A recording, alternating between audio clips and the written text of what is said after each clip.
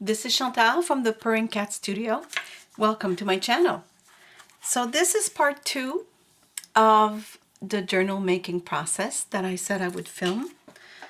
Make little videos for you, and this will be another very short one, even shorter than the part 1.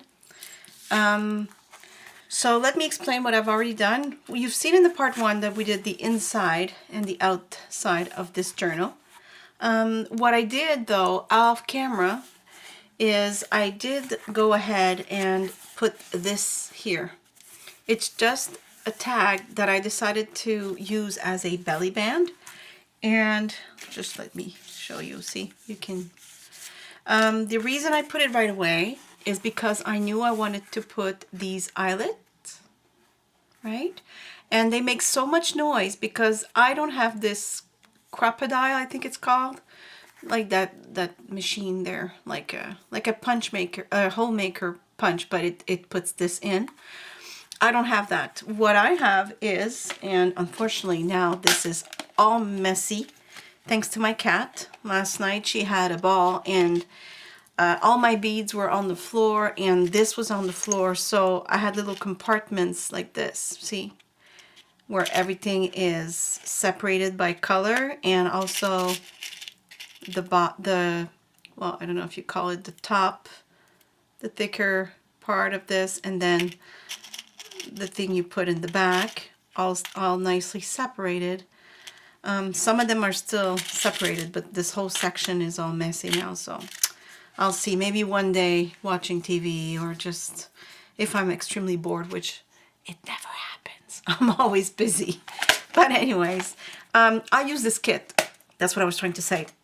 For those of you who don't know this, I recommend. I really, really recommend it. If you don't want to, get yourself that punch that I told you about. This, I think there's 500 of these, and you have the different tones, which I really love. It wasn't expensive. I'll try and find it on Amazon for you and just put the link in my description.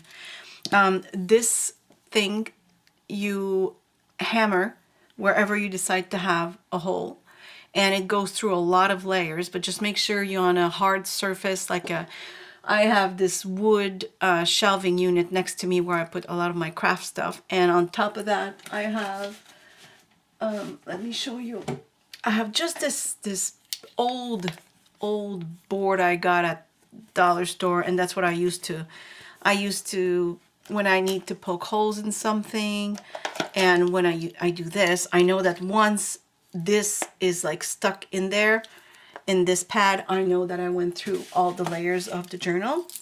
And then the only thing you do is you put, I'm just showing you quickly, but I'm sure you know. I don't know if you see it well.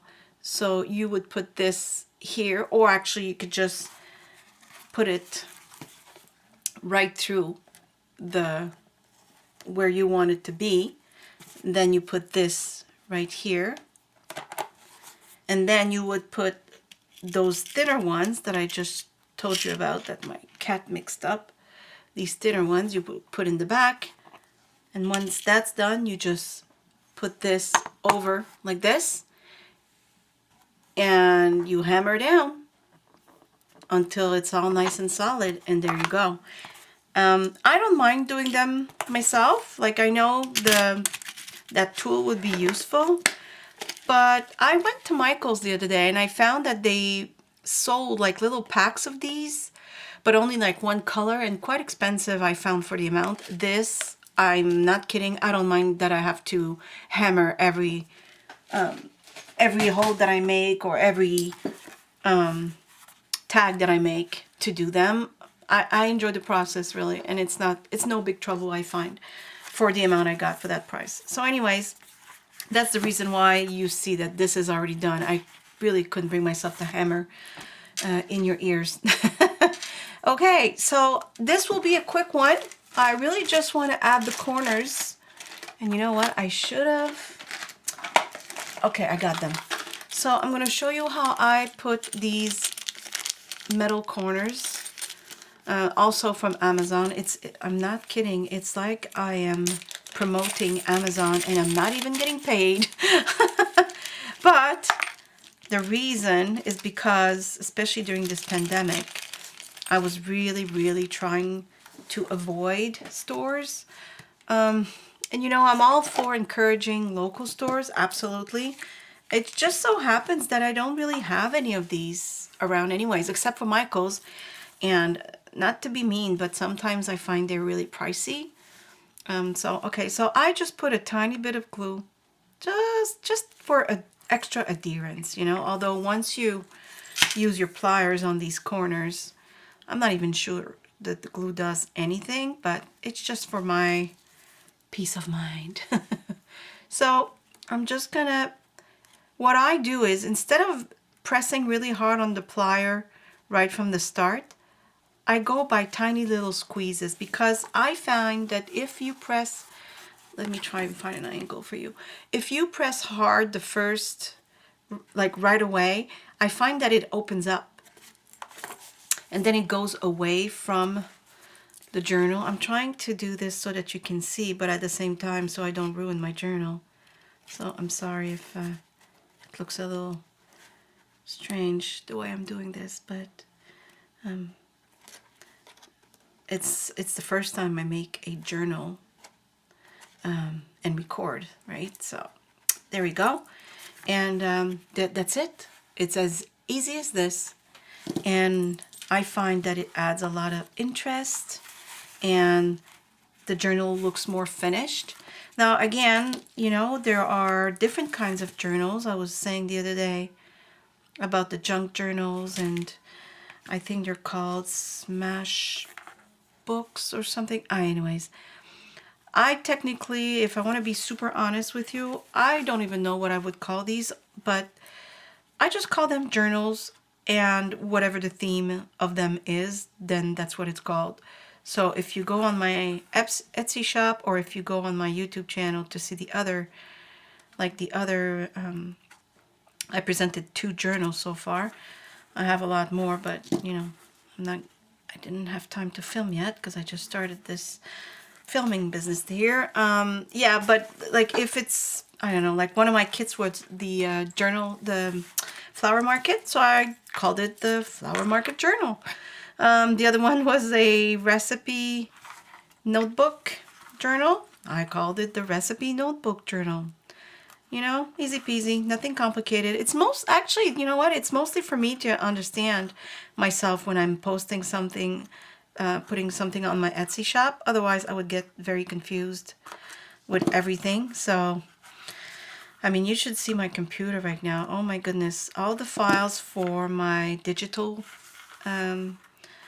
paper that I purchase, they're not filed, like, and you know what? This is gonna sound a little strange. People that know me, they understand because they know, you know, how good I am at what I'm doing, but I'm actually an executive administrative assistant. Sorry, I had executive assistant in my head. That's what I used to do. Pretty much the same thing, really, just different title. So yes, I'm an administrative assistant, and I'm very organized at work. Like, I know where everything is, and you know, I'm never late on anything. It's all wonderful. And then I get home. Well, that is another story. And you know what? In French, we have an expression, is on dit cordonnier mal chaussé. And if I translate word for word, it would mean the shoemaker has bad shoes. Meaning, you know, you are good at what you do, but then you translate that to your personal life and not so much.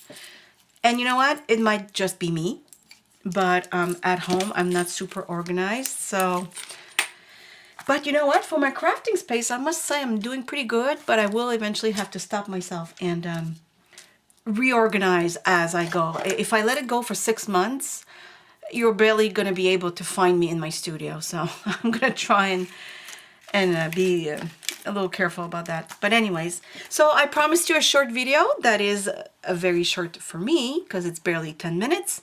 So I just wanted to show you how I do this and explain about the eyelet. I might actually put one right here because I do love to put a page marker and I make these as tassels and page markers as well.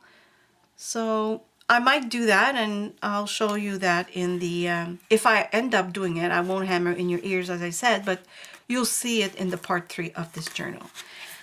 Part 3 should be putting the signature in, so I can show you my process to sewing it.